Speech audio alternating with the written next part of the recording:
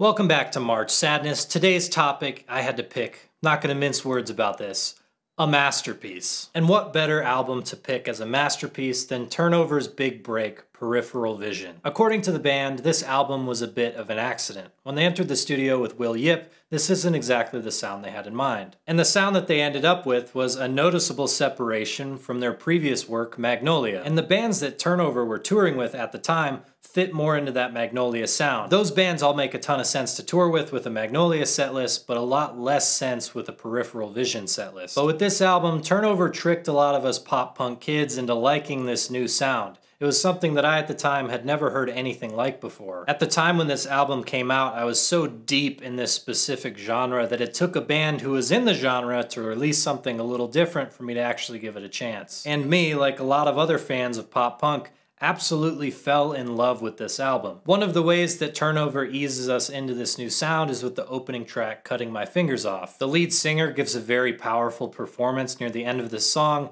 and the lyrics are very emo-inspired, so it was easy for me to get on board with it. And 10 years later, this opening track is still my favorite Turnover song. Austin's vocals never get as desperate as they sound on Cutting My Fingers Off, which is a bit of a bummer on the album, but it does make Cutting My Fingers Off stand out that much more. And honestly, his vocals might never get that desperate again for the rest of their career. So we've got this emotional climax in this album right at the beginning, and the song ends with this sweet little guitar riff, and then it's all downhill from there. Not to say this album gets bad, the very next song has this groovy little bass line, and whatever pedal they're using for these effects makes the guitars sound huge. Whatever effects they're using to get these sounds perfectly represent this album in my mind, and it matches really nicely with Austin's soothing vocals on Peripheral Vision as well.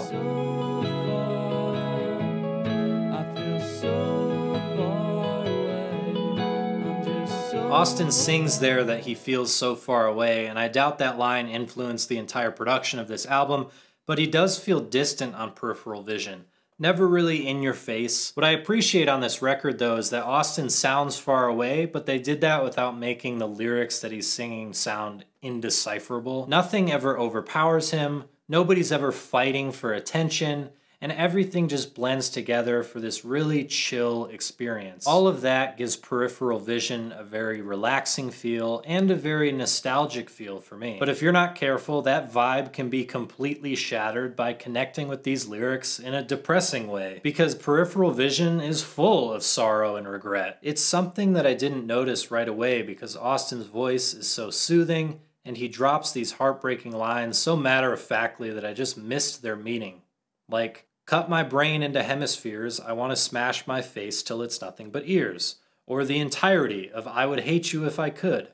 When I pick apart these songs, I can find moments of happiness and joy in this album amidst all the sorrow and grief, but these moments are brief. What I find amazing is that even though I've listened to this album so many times, and I realize how depressive this album can be lyrically, I still find it really soothing amongst the sadness. Peripheral Vision is just a very comforting album for me. I can count on it to make me feel something, to bring me out of the darkness, or make me feel a little less alone. It's an all-time favorite for me. It is absolutely an album that I consider a masterpiece, and I'm very happy I got to talk about it in this installment of March Sadness. Make sure you let me know in the comments what masterpiece of an album you would pick for March Sadness, and I very much hope that I see you tomorrow in the next installment. Here's the full schedule, and I'll see you tomorrow.